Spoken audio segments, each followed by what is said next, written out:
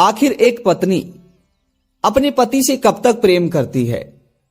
जय श्री कृष्णा मित्रों, आज की हमारी ये कहानी मार्मिक और ज्ञानवर्धक है। बंधुओं, आप सभी दर्शकों से मेरा निवेदन है, अगर आप इस वीडियो को, इस कहानी को देख रहे हैं तो कृपया कहानी के साथ कहानी की समाप्ति तक बने रहिए, क्योंकि कहते हैं कि आधा अधूरा ज्ञान हमेशा जीवन में विष के समान होता है। बंधुओं, आखिर एक स्त्री अपने पति से कब तक प्रेम करती है। बंधुओं, कहते हैं कि प्रेम की कभी कोई सीमा नहीं होती। प्रेम एक दूसरे के प्रति लगाव और एक दूसरे के प्रति भावनाओं का होता है। बंधुओं, परंतु इस कहानी में, इस वीडियो में हम इसी बात को समझेंगे कि आखिर एक स्त्री अपने पति से कब तक प्रेम करती है। परंतु उससे पहले दोस्तों, आप लोगों को इस छोटी सी कहानी को अवश्य सुनना चाहिए। बंधुओं, परंतु उससे पहले आप सभी से मेरा निवेदन है, अगर अभी तक आप लोगों ने इस चैनल को सब्सक्राइब नहीं किया तो बंधुओं, चैनल को सब्सक्राइब अवश्य कर दे। साथ ही इस कहानी को अपने मित्र बंधुओं तक अवश्य शेयर कर दे, क्योंकि कहते हैं कि किसी भी ज्ञान और किसी भी जानकारी को अपने तक ही सीमित रखना ठीक नहीं होता।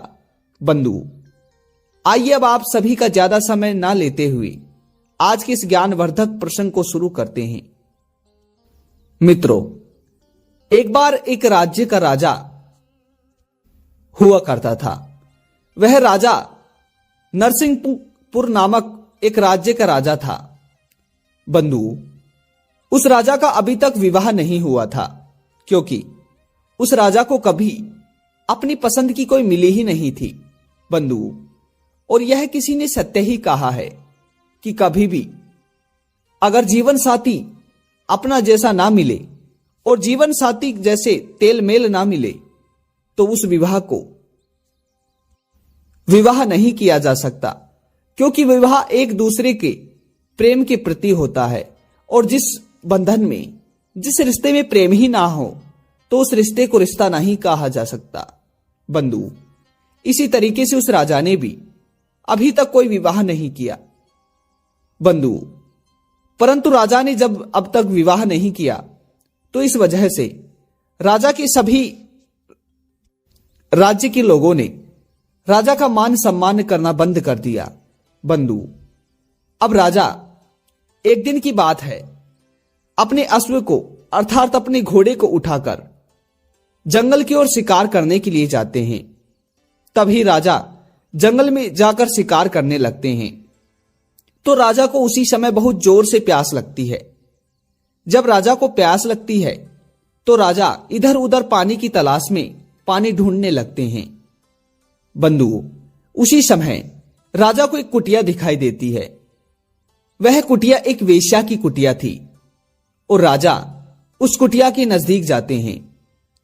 जब राजा उस कुटिया के नजदीक जाते हैं तो एक वेश्या बाहर निकल कर आती है। वह वेश्या दिखने में इतनी सुंदर थी और इतनी अद्भुत और आकर्षक थी कि राजा उसे देखते ही अपने मन को काबू नहीं कर पाए और राजा उसी समय उस वेश्या से प्रेम करने लगे। बंधुओं, उसके बाद में राजा उस वेश्या के हाथों से पानी पीते हैं और वेश्या से कहते हैं कि मैं तुमसे प्रेम करने लगा हूं और मैं नरसिंहपुर नामक एक राज्य का राजा हूं और मैं अब तुमसे विवाह भी करना चाहता हूं। बंधुओं, तभी राजा की इस बात को सुनकर वह वेश्या राजा से कहती है, हे महाराज, मैं एक वेश्या हूं और हम वेश्याओं का कोई धर्म नहीं होता। हम वेश्याओं का केवल एक ही धर्म होता है और वह है छलावा। हम वेश्या हर दिन और हर पुरुष की और पर पुरुषों की हर दिन पत्नियां बनते हैं। हमारा कोई धर्म नहीं है, हमारा कोई एक ठिकाना नहीं है। बंधुओं, तभी राजा उस वेश्या से कहता है, सुनो, मैं तुमसे प्रेम करता हूं और अब मैं तुमसे विवाह भी करना चाहता हूं। तुम वेश्या हो और तुम वेश्या जैसे कार्य करती हो केवल धन के लिए। मेरे पास धन बहुत है, तुम मुझसे विवाह करो। बंधु, तभी राजा के बार बार बोलने पर वेश्या राजा से कहती है, महाराज, पहली बात, मैं आपसे विवाह अगर कर भी लूंगी तो इसका कारण यह नहीं है कि मैं आपसे विवाह आपके धन के लिए करूंगी। अगर आप बार बार बोल ही रहे हैं तो मैं आपसे विवाह कर लूंगी, परंतु उसमें मेरी एक शर्त है। बंधु, अब वेश्या की बात को सुनकर राजा कहता है, बताओ तुम्हारी क्या शर्त है। बंधु, तभी वेश्या कहती है, अगर मैं आपसे विवाह करूंगी तो मैं अपने साथ 2 भेड़ों के बच्चों को लेकर चलूंगी और उन 2 भेड़ों के बच्चे को तुम्हें ठीक तरह से ख्याल रखना है। और दूसरी बात, मैं कभी भी तुम्हें बिना वस्त्रों के यानी कि नग्न नहीं देखना चाहती। जिस समय हम सैया पर होंगे तो उस समय भले ही मैं तुम्हें नग्न देख लूं, लेकिन बिना सैया के मैं तुम्हें कभी भी नग्न ना देख पाऊं।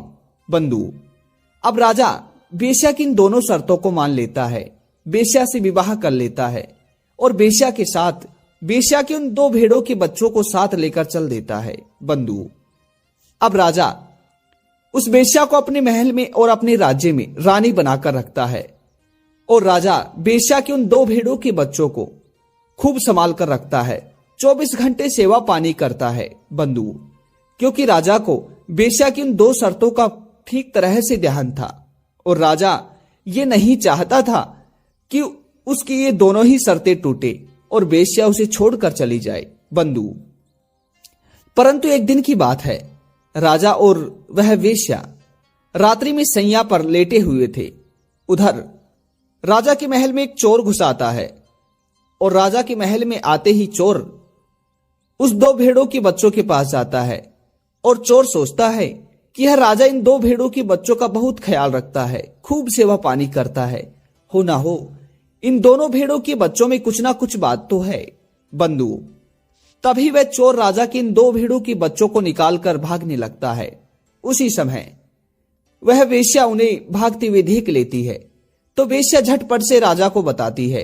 राजा नग्न अवस्था में ही उन दोनों भेड़ों के बच्चों को बचाने के लिए भाग चलता है। बंधु, लाख कोशिश होने के बावजूद भी राजा उन दोनों भेड़ों के बच्चों को नहीं बचा पाता है और जब वापस राजा रानी के पास वापस लौट कर आता है तो राजा नग्न अवस्था में ही रानी के सामने आ जाता है और इसी कारण अब रानी की दूसरी शर्त भी टूट चुकी थी। बंधु, उसी समय वह वेश्या अर्थात रानी दूसरे ही दिन राजा को छोड़कर चली जाती है। बंधु, उसके बाद में अब राजा को दिन और रात चैन नहीं लगता है।